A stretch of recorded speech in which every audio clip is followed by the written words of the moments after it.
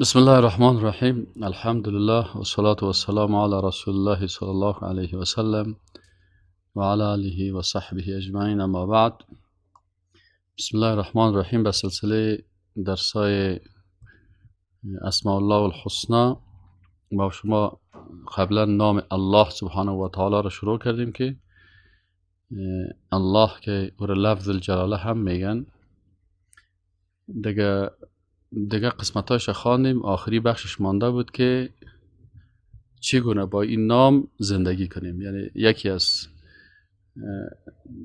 حکمت ها و یکی از احکامی که مربوط به نام های الله سبحانه و تعالی میشه همی است که هر انسان مسلمان وقتی یک نامی از نام های الله را یاد میگیره، باز بر از این مسلمان لازم است که از خود پرسان کنه که من چه قسم با این نام زندگی بکنم.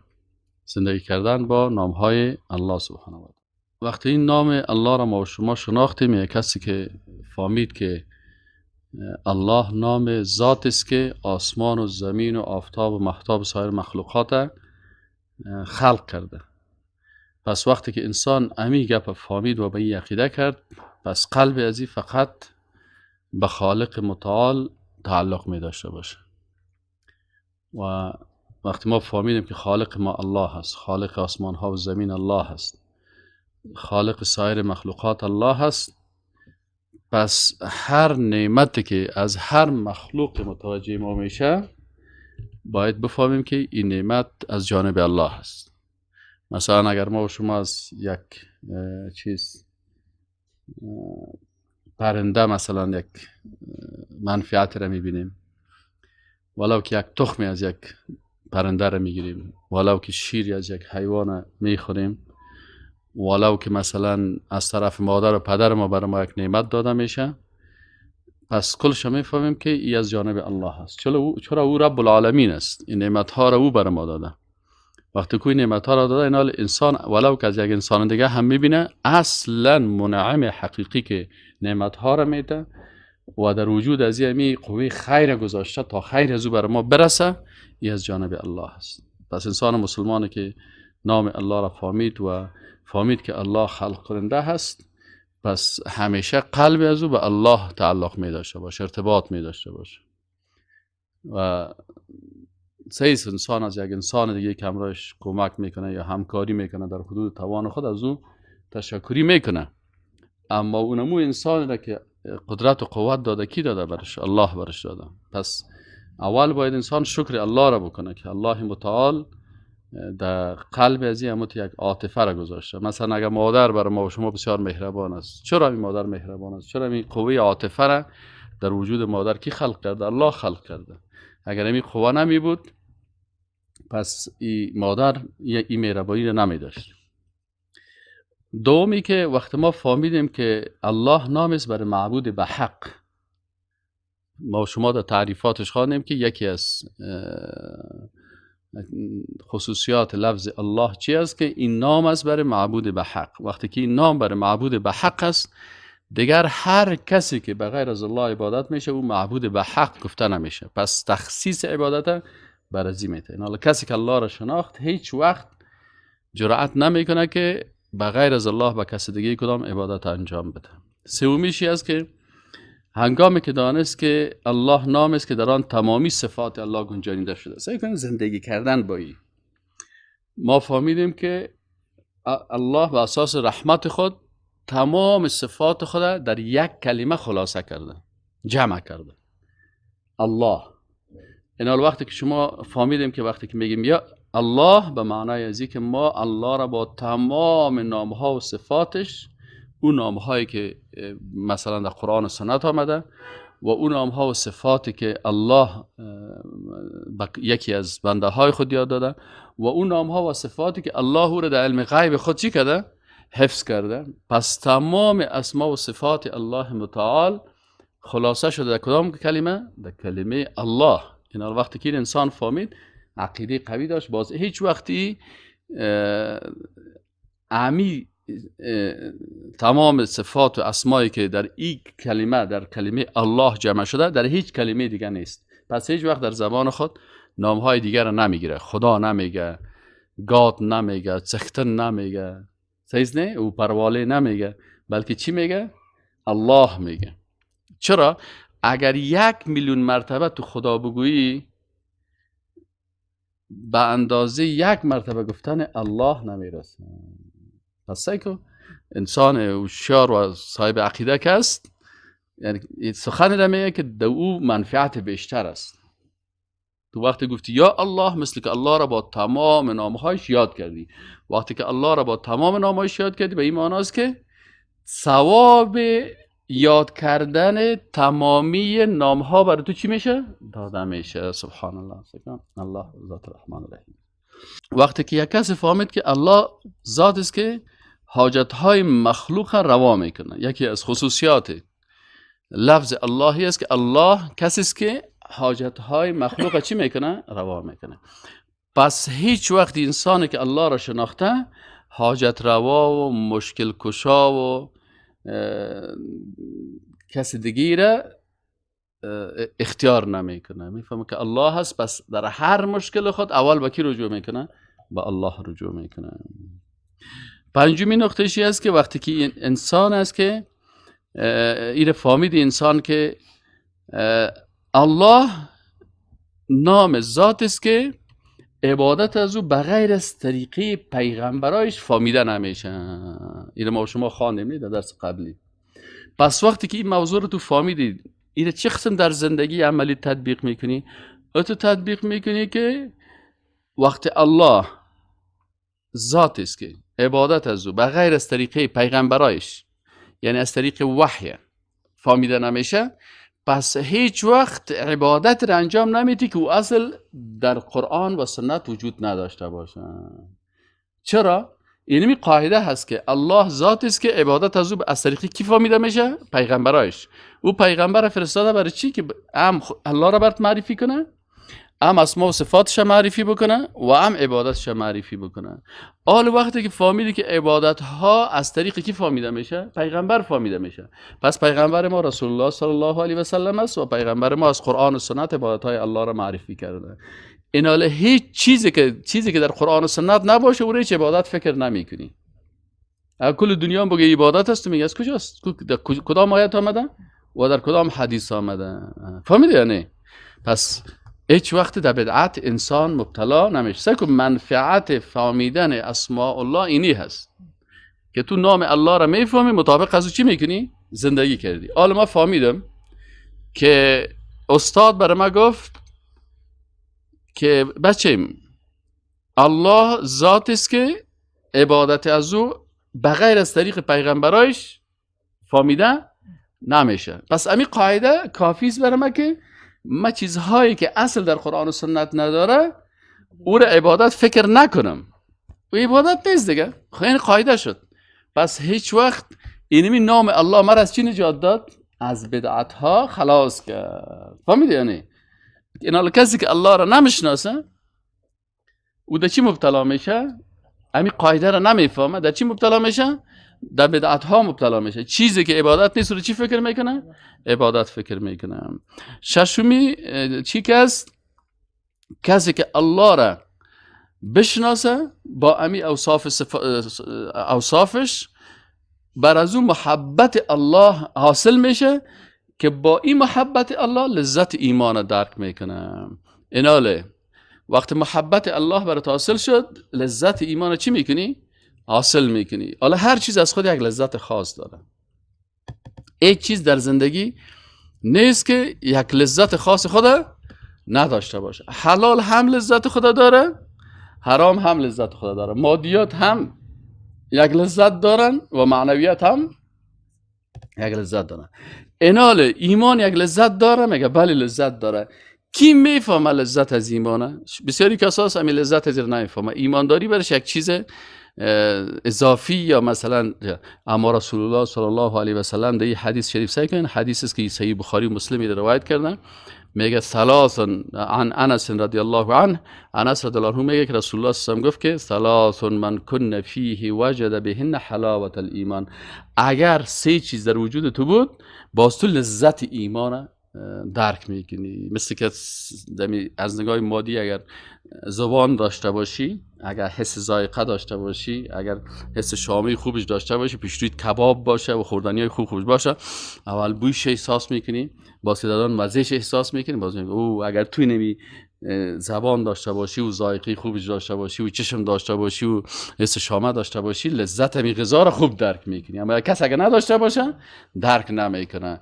میگه آل ایمان لذت شکی درک میکنه. میگه ثلاث من کن فیه وجد بهن حلاوت الایمان. اول چیز ان یکون الله و رسوله احب الیه مما سواهما. اگر الله و رسولش از دیگرها که بر تو محبوب تر بود، چه وقت الله و رسولش بر تو محبوب تر میشه؟ وقتی که الله را بشناسی. متوجه هستین؟ وقتی الله را بشناسی، از این خاطر رسول الله صلی الله علیه و سلم 13 سال اول وقتی که عقیده را تشریح میکنه، کی را معرفی میکنه؟ الله را معرفی میکنه. الله را معرفی میکنه. وقتی که الله را صحابه شناختن، محبت الله بر از اینا چی شد؟ حاصل شد. وقتی که محبت الله حاصل شد، بغیر از الله و رسولش هیچ کسی برای محبوب تر نیست. مادرش، پدرش، دوستش، از خودگیش، پولش، زندگیش، از کل چیز که چیز زیاد دوست داره، الله و رسولش دوست داره. وقتی که الله و رسول از کل چیز که زیاد دوست داشتی، بر تو چی پیدا میشه؟ لذت ایمان، محبت و لذت ایمان پیدا میشه. دوم چی است؟ و ان یحب المرء لا یحبه الا لله. چه وقت لذت ایمان پیدا میکنی؟ که یک شخص به خاطر الله دوست داشته باشی. شما بعضی اوقات یک کسی را که به خاطر الله دوست داشته باشین، امراش ملاقات میکنین، براتون یک نوع سرور خاص رخ میده. اما یک نفر که به خاطر الله دوست نداشته باشی، به خاطر مادیات است یا به خاطر قوم است یا به خاطر روابط است، بعضی اوقات که تزو میشینه این مجلسش خوشت نمیه. قلبا چی میگه؟ والا کت فلانی شیشتم، چرا خوشوی خوارم از دیگه پوزش خوشم نمیه، خاله به خاطر خوارم کتش یک احترام میکنم سیزنه.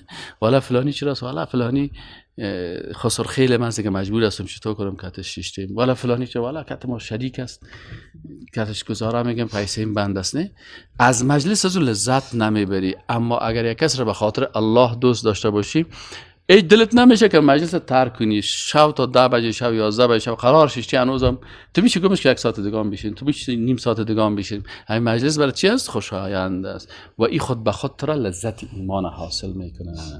باز میفهمی والا ایمانداری چقدر خوب چیز است. که فلانی نفر دوستی کردم، هیچ ضررش برام نرسید. همین روزی که برام مشکل رسید اولین کسی بود که در پالی مساج. که فلانی نفر دیگه است 10 سال خدمتش کردم به خاطر دنیا. 10 سال. یک وقت همین قاضی برادر من خانه یک کس رفته بود، بازو گفته بود که فلانی سرم دستی و که دستی و فلانی تامین 15 کال خدمت و که زرمی ورنه بعد و فلانی تامین 40 کال خدمت و که دستی و فلانی زوم تامین دستی و که وس خوشحال نده. آخری قاضی برای گفته اگه برای زمین اگر یک هفته به خاطر ذات الله خدمت میکردی، آل قجیگر خون نمیبودی. کلش به خاطر مخلوق کردی، مخلوق کس راضی ساخته نمیتونه. هر قسم 20 قسم غذا پیش یک مخلوق من وقتی که دنیا پرست باشه که سعی کرد والا برنجش کمک چی بود، سخت بود، والا گوشتش سخت مانده بود، والا نوشابهش ترش بود، والا فلانی شده بود، خود سرش یک نام میمونه. اما اگر یک کس به خاطر الله دوست داشته باشینه، کچالو رو پیش روش بیان تو به مزه میخورن، هیچ قصه شام نیست که چی خوردیم چی نخوردیم. این قسم است. این است محبت اصلی ایمانی قسم حاصل میشه. وقتی که محبت چیز شد، باز لذت ایمان درک میکنی. و سوم چی است که این صفت وجود باشه و ان یکره ان یعود فی الکفر بعد ان انقذه الله من کما یکره ان یقذف فی النار. گفته رفتن به کفر اینقدر برش بد باشه مثل که عمل دسید آتش میپرتیش. از این خاطر بسیار احتیاط میکنه که کلمه‌ای که در کفر باشه، بیدینی باشه، توهین به مقدسات باشه، یا کدام چیز باشه هیچ وقتی را نگه. فهمیدی یعنی؟ از این خاطر میگه انس رضی الله تعالی عنه در حدیث دیگه چی میگه یک اعرابی آمد به رسول الله صلی الله علیه و آله گفت که یا رسول الله متى الساعه؟ همین روز قیامت چه وقت است؟ قیامت چه وقت است؟ میگه رسول الله صلی الله علیه و آله گفت که ما اعددت لها. چی آماده کردی که قیامت پرسان میکنی؟ چی آماده کردی؟ قال میگه اعرابی برش گفت که حب الله و رسوله. گفت ما محبت الله و رسولش بر قیامت خود آماده کردیم. میگه رسول الله صلی الله علیه و آله گفت که انت مع من احببت. تو در روز قیامت ان شاء الله که کسی باشی کوره دوست داری.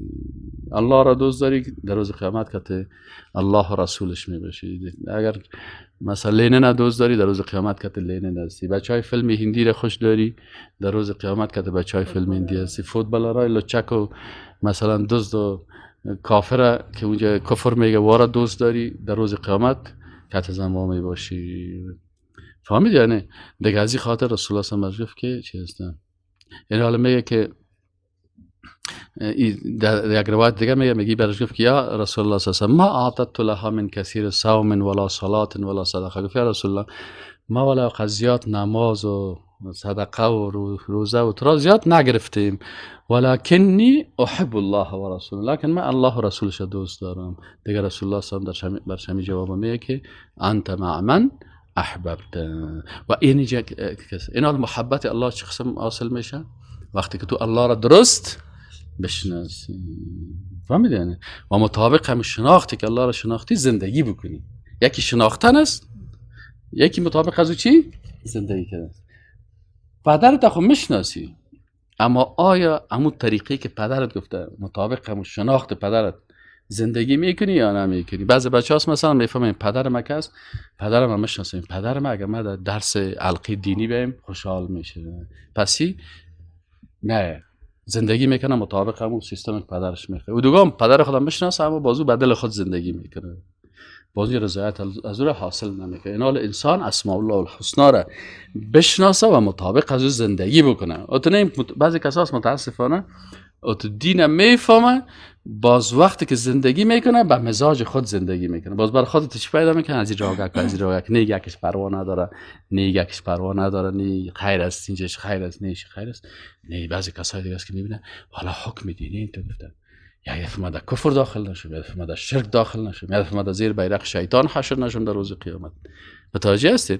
از این خاطر آدم مومن که بسیار محتاط می باشه. بعضی کساس احکام میفهمه لکن مطابق از او زندگی نمیکنه. هفتمی فایده کسی که مثلا چه قسم زندگی میکنه؟ کسی که الله را شناخت حقوقش مراعات میکنه. این حال حقوق الله چی است؟ الله دو حق بالای ما و شما داره. حقش چی است؟ فعل واجبات است و ترک منکرات است. الله را که شناختی اطاعت از الله میکنی و چیزی که منکر است را ترک میکنی. معاذ بن جبل یه حدیث متفق علیه است، بخاری و مسلمی روایت کرده، میگه که كنت ردف النبی صلی الله علیه و سلم علی حمار، میگه ما در پشت رسول الله صلی الله علیه و سلم سر یک مرکب سوار بودیم. فقال یا معاذ، میگه بر ما گفت ای معاذ هل تدری ما حق الله علی عباده، میگه پرسان کرد آیا میفهم که حق الله بر بنده هایش چی است؟ و ما حق العباد علی الله، حق بنده ها به الله چی است؟ میگه قلت الله و رسوله اعلم، میگه ما گفتم الله و رسولش بهتر میفهمه. قال فإن حق الله على العباد ان يعبدوه ولا يشركوا به شيئا، حق الله بر بنده ها چی است؟ که عبادتش بکنن و چی کسر با او شریک در ذاتش، در صفاتش، در افعالش، در عبادتش، در اطاعت از شریعتش کسر شریک نکنن. و حق العباد على الله ان لا يعذب من لا يشرك به شيئا، حق بنده ها به الله چی است؟ که وقتی کسی به الله چیز را شریک نساخته باشه او را عذاب نکنه. اینه. فقلت یا رسول الله افلا ابشر الناس، میگم بابا گفتم آیا به مردم نرم زود عاجل خوشخبری ندم؟ قال لا تبشرهم فیتکلوا، گفت که برشان زیاد حال فعلا نگو، بشارت ندی که باز به می توکل میکنن بان که اعمالی گپای خدا بکنن. یعنی سعی کنین حال خصوص داخل زمان یکی از خطر بسیار زیاد همی است که بسیار کم مردم هستن که از یک قسمی از اقسام شرک نجات پیدا کرده باشن. بعضی کساس مثلا در ذات، در بین مسلمان ها در ذات و شرک نیست، چرا کلگی الله را ذاتش عبادت میکنن. در صفات بسیار شرک پیدا میشه. صفات الله را به کی میتن؟ به مخلوق میتن و صفات مخلوق به الله نسبت میتن. بسیار کساس مشکل برش پیدا میشه. یا مثلا قاری صاحب پیشتر گفتیم میگه کسی میگه که ید بلا کیف الله، خیلی غلط است. او کسایی که میگه ید بلا کیف معنیش این نیست که دست الله کیفیت نداره. اگر بگه که دست الله کیفیت نداره معنیش است که او رو تشبیه کردی به یک چیز جامد. فهمید یعنی نه، اصل قاعده ای است که ید بلا کیف لا، یعنی ید الله که کیفیت داره ولی ما کیفیتش نمیفهمیم. این قسم از قاعده. این حال دیگه میبینی که یک نفر خودش هم بسیار خوب متخصص و مثلا بسیار عالم، لکن در این کلمه یک دفعه از پیشش اشتباه میشه. این حال بعضی کسا شرک در ذات پیدا میکنن، بعضی در صفات پیدا میکنن. یعنی بسیار مردم از پیش فالبین یا پا میرن، شرک در صفات برشان پیدا میشن. بعضی کسا هست مثلا صرف شرک در افعال دارن، فعل خلق کردن الله را به یک مخلوق میتن، یا مثلا فعل شفا دادن الله را به بت و درخت و گپا میتن، یا مثلا یک فعل رزاق الله را که صفت رزق دادن یرزق من یشاء الله را به مخلوق میتن. بعضی کسا مثلا وقتی که دیا خوب باشن در عبادت، بعضی کسا را ببینید که بعضی از عبادت ها را به شکل عنعنوی در بین مردم پیدا شده. ولی مثلا ذبح کردن مرغ یا حیوان در مقابل یک شخص یا زنده یا مرده بیخی عادی است در بین بسیار مردم. هیچ سرزیر در جمله چی حساب نمیکنن. هیچی حتی آیات قرآن هم متوجه نیست که فصل لربک وانحر. اگر یک کسی پیش روی یک حاجی سجده کنه برای حاجی، حاجی چی میکنی؟ نکن سجده. اگر یک کسی بره مثلا پیش روی حاجی پیش عروس زیر پای عروس سجده کنه، تو چرا کردی؟ کافر شدی. اما کلگی سهل میکنن زیر پای عروس. نصف آیات قبول داره نه؟ فتؤمنون بعد الکتاب و تکفرون ببعض. ای که گفته فصل لربک کلگی قبول داره. وانحر لربک باز حیوان یا پرنده را برای الله ذبح کن، باز یاد مردم رفته. این تو بعض اوقات شرک داخل میشه، بسیاری کسا بیچاره متوجهش نیست. روز قیامت یک دفعه بخیزه که بخی برو در صف مشرکین، بسیار خطرناک است. والا سه من نمیفهمیدم، میگه نمیفهمید. فرعون هم خود نمیفهمید. فرعون هم روزی که فهمید باز چی شد؟ وادی غرق شدن و هم صدا کرد که ما ایمان آوردیم. دیگه بازو خود نمیشه. دیگه از این خاطر بعضی کسا در تطبیق شریعت الله در شرک مبتلا هستند. ایواز شریعت الله، شریعت غیر الله را، قانون غیر الله را تطبیق میکنن و هیچ متوجه نیست که مثلا ما به دشمن الله، به مثلا به کفر، به دشمنای الله ایره دوست خود گرفتیم و به امرای ازی دوستی میکنم و برای ازی موالات میکنم و برای ازی خدمت میکنم و مثلا در صف ازی قرار دارم. و بسیاری کسایی در چیزا مبتلا هستن، ولی بسیاری وقتا چی نمی باشه مبتلا. از این خاطر رسول الله صلی الله علیه و آله معاذ بن جبل گفت که حق بنده برای الله وقت است که اینمی اگر این کارا را شرک نورده بود، الله رو در کجا داخل کنه؟ در جنت داخل کنه. و این حدیث بسیاری کسا نمیفهمن. هشتمی از کسی که الله را شناخت سعی و تلاش میکنه که به الله خود قریب بسازه، تقرب حاصل بکنه. چون الله را شناخت بهترین صفت انسان همی است که خدا به الله چه قسم به الله قریب میشم.